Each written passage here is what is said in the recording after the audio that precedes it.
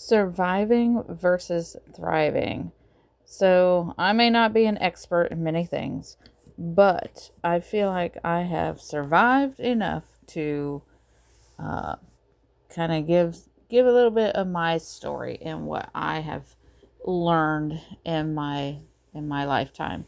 So, and obviously I don't know everything and there is still so much left to learn.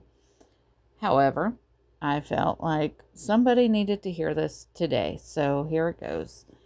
So, when I was fresh out of high school, I went to beauty school, got my license within 2 years of beauty school.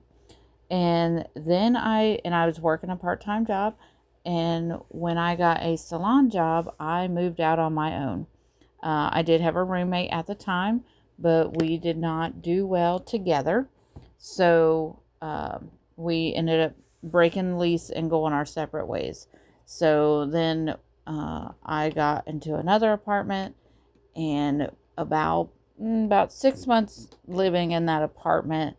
Mind you, I quit the second job, so I was only working one job. Well, when I did that, my car that I had gotten as a gift, a hand-me-down gift at 18 years old, had crapped out on me. It had finally given up, bit the dust. Well, as a 20-year-old, I was living for the moment and not having a care in the world about what happens tomorrow. So I had no savings. I had um, no backup plan, no nothing. So when I needed a car, because I had no other way to get to work, but I knew that I had to keep working if I wanted to keep my independence and not have to move back home. So I uh, did what most people do, and that was I went to a car dealership and I financed a car. Now, being 20 years old, this was um, my very first, uh, well, I want to say financed item, my big purchase. And so having it financed, my interest rate was crazy high. And therefore, my payments were also high and too high for the vehicle that I had looking back. And so that kind of started my surviving. Well, I want to say it's just my surviving.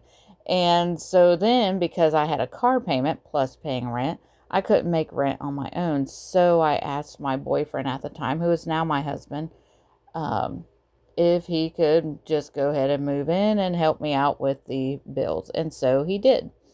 And so we were together, or I mean, we had already been together for over a year, at this point, a year and a half. And then 6 months later, a house came up for sale for super cheap, like $17,000 cheap.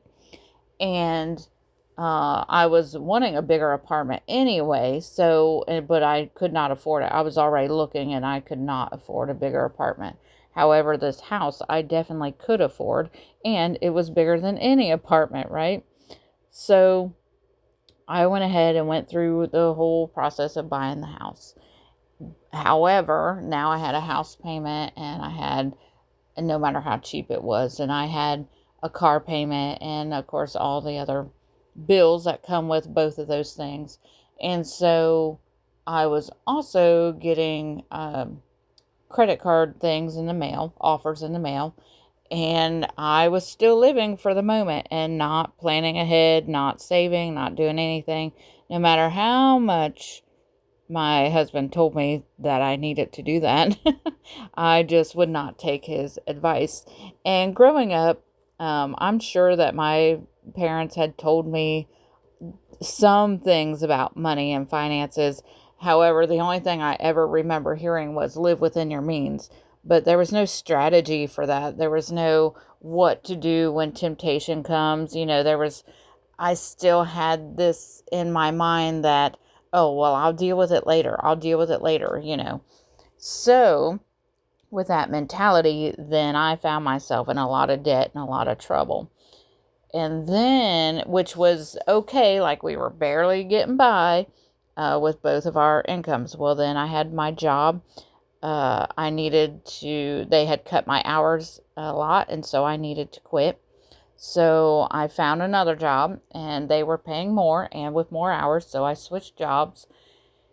And then when we got engaged and went to get married, I refinanced the house so that we could afford the wedding, because I had family that was helping out, and our wedding was not crazy expensive, but, I didn't have, like, I don't know, somebody else to pay for the whole wedding for us. So I knew that it was going to come out of my own pocket, and certain things that I absolutely wanted, I knew had to come out of my pocket. So, and then after that, then the babies came.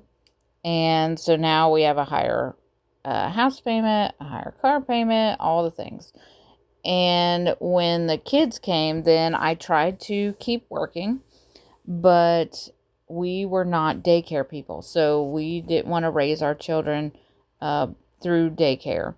We didn't grow up that way, and we didn't want that for our own kids. So as family was unable to babysit at certain times, then I had to quit working and stay at home with the children. So then I became self-employed as a a hairstylist, self-employed. And I did that for about 10 years. And it did pretty well. It got us by. But still, we were just surviving. Like, still just living for the moment. I had no idea how to get out of this cycle. I did not understand, like, it was kind of like we would go ahead and finance things, and then we would pay it off with our tax return. So, and that kind of worked, but it was a vicious cycle, and there was no way of getting ahead, right? So it wasn't until 2019 when I got serious about getting our finances in order. And at that time, I don't know, it was like a switch had flipped in my mind, and I really wanted things to change. And once we realize that we want change, then all we need to do is figure out what we want to change and learn everything that we possibly can about that area that we want to change. And once you have the knowledge and the wisdom, then you can make whatever necessary changes you need to. So that's pretty much what happened. So I learned how to what I want to say, how to separate our money into paying bills, into saving, into tithing, into what to live off of, right? And so if we had a certain amount of money to live off that week, well, then that's what we had to live within.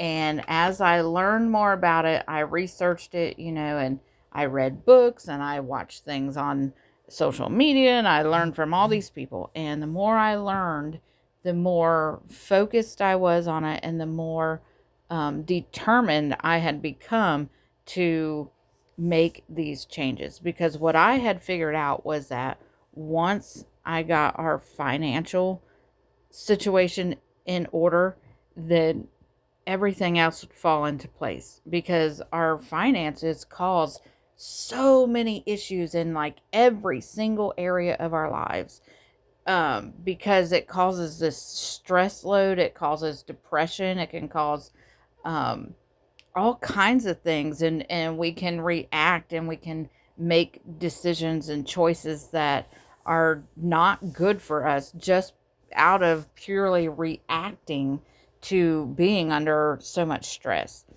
So what I want to express is that when you know the area in life that needs to change, that is causing most of your stress and your problems, do everything that you can to learn about that. Once you have the knowledge, then you hold the power, and be determined to do the things because it's not enough just to know. You have to act. You have to do the things that you've learned. So when we want to get out of surviving into thriving, We cannot just know things. We have to do things. Do what you've learned. So know what you need help in, learn it to the best of your ability, and then act upon it. I hope this has helped somebody today, and I hope that you guys will, I don't know, get something from this. And I hope that you will learn to get out of survival mode and get to thriving and living their best life.